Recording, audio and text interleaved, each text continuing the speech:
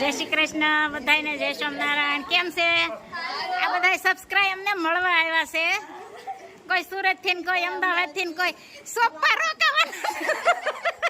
આ બધા લોકો કે પૈસા સોપા રોકાવાના. અમારે હાલ થાય તો ખેતરમાં બધું વવાઈ જાય. જય સ્વામિનારાયણ, જય શ્રી કૃષ્ણ. આજ તો બાસ્કેટ ચાટ બનાવવાની છે, તો એના માટેનો અડધા કિલો મેંદામાં થોડો ઘઉંનો લોટ નાખ્યો છે અને મોળનું તેલ થોડું ગરમ કર્યું છે અને લોટ બાંધવાનો છે. મીઠું અને આ મોણ નાખી આ ગરમ મોણ આપ્યું છે એટલે ખસ્તા પૂરી થઈ એકદમ સરસ. મોણ ગરમ આપ્યું હતું એટલે થોડુંક ઠરવા દેવાનું. ઠરી જાય ને પછી ધીમે ધીમે આવી રીતે લોટને મિક્સ કરવાનું.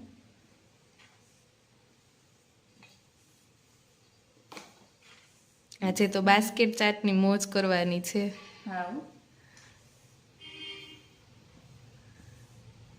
ચણા અને મગ પલાળ્યા અને લોટ બાંધવાની શરૂઆત કરી છે. અત્યારથી તૈયારી કરવી પડે. હા, આપણે બચ્ચા પાર્ટી રહી પાછી ચણા મગની પણ, એટલે તૈયારી થોડીક વહેલી જ કરવી પડે છે. આવી રીતે લોટ બાંધવાનો, કઠોળી નહીં ઢીલોય નહીં એવો લોટ બાંધવાનો છે.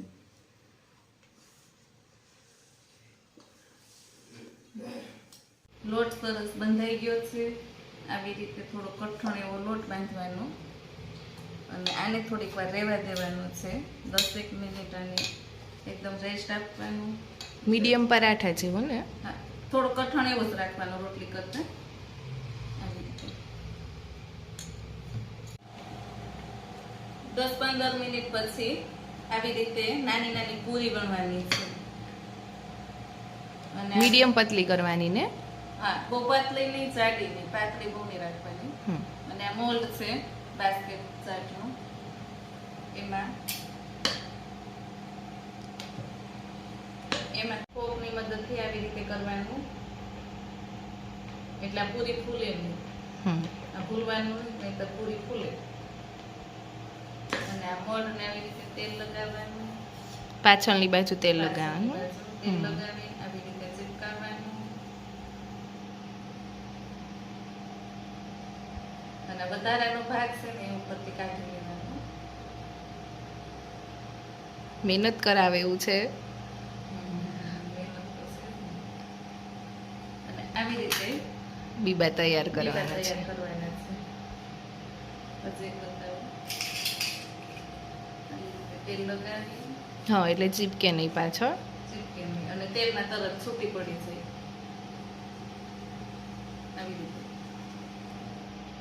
એક એક પૂરી આવી રીતે ચીપકાવવાની, વધારાનો ભાગ રીતે કાઢી લેવાનો અને આને હવે તેલમાં તળવાનું છે.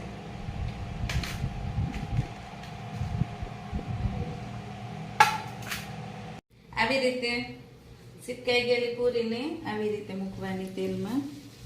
અને તેલ એ બહુ ફાસ્ટ નહીં, ધીમું નહીં એવું હોવું જોઈએ. આવી રીતે મૂકી મીડિયમ ગેસ ઉપર તળવાની છે. થોડીક વાર આમ રહેવા દેવાની. જાતે જ છૂટી પડી અને જાય છે ને? જાતે જ આ પૂરી મોલ્ડમાંથી છૂટી પડી જાય ને બસ આવી રીતે મોલ્ડ છૂટું પડી જશે. અને ચીપિયાની મદદથી કાઢી લેવાનું ભાઈ. પછી અંદર થોડુંક આમ ચડવા દેવાનું.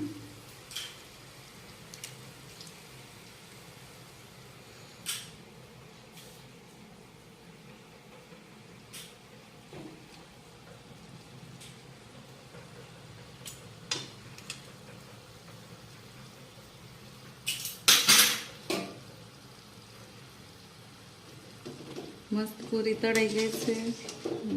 ઉતારી પૂરી બની ગઈ બાસ્કેટ ચાટની. હવે ચટણીની તૈયારી શરૂ થઈ ગઈ છે.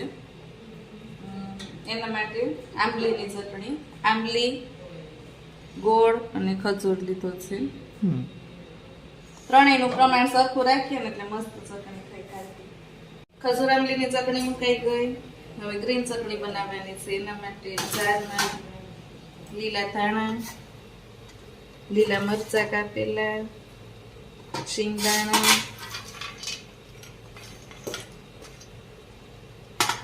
મીઠું,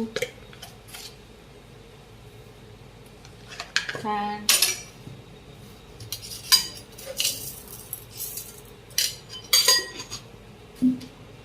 આદુ,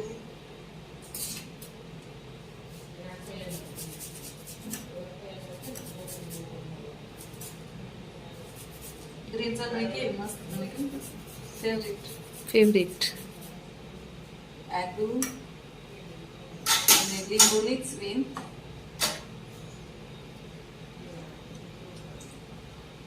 મિક્સરમાં પીસી લેવાનું છે.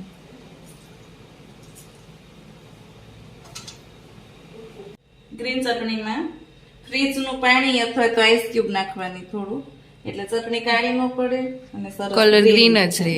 ગ્રીન જ રહે.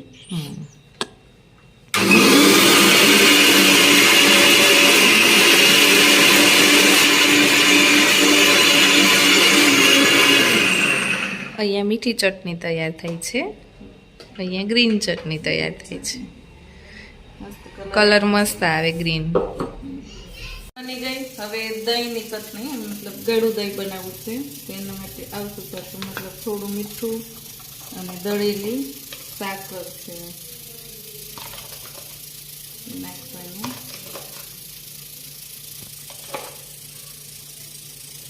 એને બ્લેન્ડર કરવાનું. બાસ્કેટ પૂરી તૈયાર થઈ ગઈ છે. સર્વિંગ કરવાનું છે. એના માટે બાફેલા મગ, ચણા, આંબલીની ચટણી, દહીં, લીલી ચટણી, સેવ, શિંગદાણા, બટેટા ને ઝીણા ઝીણા બાફી કટ કર્યા છે. ટમેટા, ચાટ મસાલો અને લાલ મરચું. બધાથી પહેલા થોડા થોડા મગ. કેમ બનશે તુલસી? બહુ મસ્ત.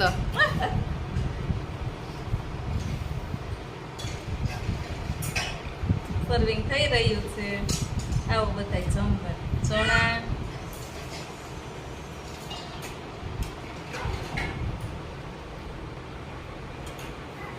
પછી આલુ મૂકવાના.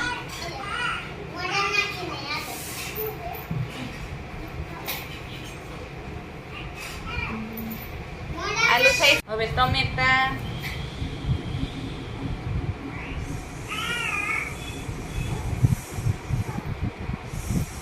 ગ્રીન ચટણી,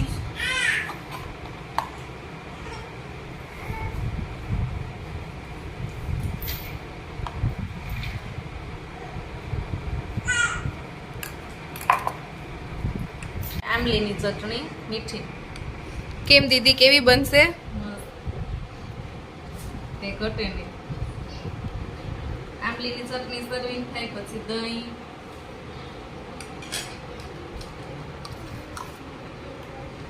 આજે તો બચ્ચાઓને પણ મજા જ છે. ઠંડુ ઠંડુ દહીં છે.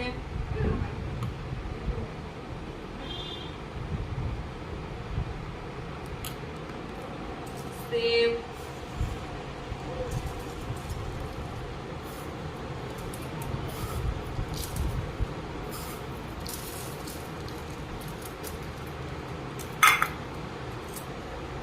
શિંગદાણા, મસાલા શીંગ છે.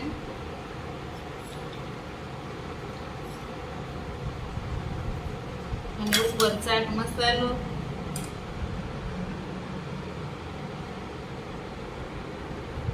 અને લાલ મરચું પાવડર.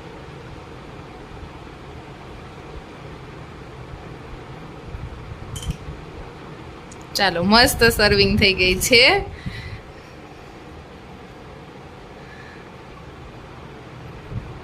અરે વાહ, દેખાવ પણ એટલો મસ્ત છે અને ટેસ્ટ પણ એટલો મસ્ત જ આવશે. ટેસ્ટ કરવા તો બધાને અહીંયા જ આવવું પડશે ને? આ ટેસ્ટ કરવો હોય તો સરસઈ આવવું પડે. હવે ચલાલા નહીં. હા, હવે તો સરસે હો. બાસ્કેટ ચાટ તૈયાર થઈ ગઈ છે. બધા જમવા પધારો.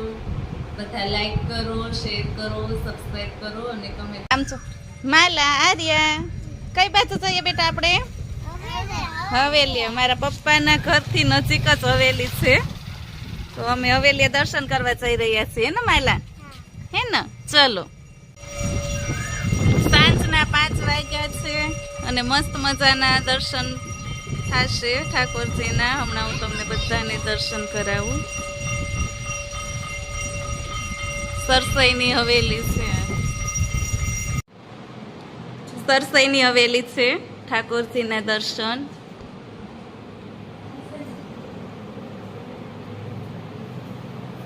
જય શ્રી કૃષ્ણ.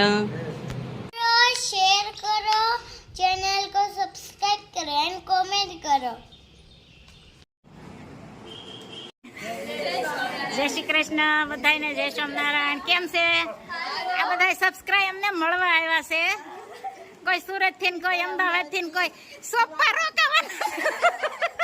આ બધા લોકો કે પૈસા સોપા રોકાવાના. અમારે હાલ થાય તો ખેતરમાં બધું વવાઈ જાય. આ બધું બાય. હવે આમ સાઈન એક દી બે હવા આવજો બધા.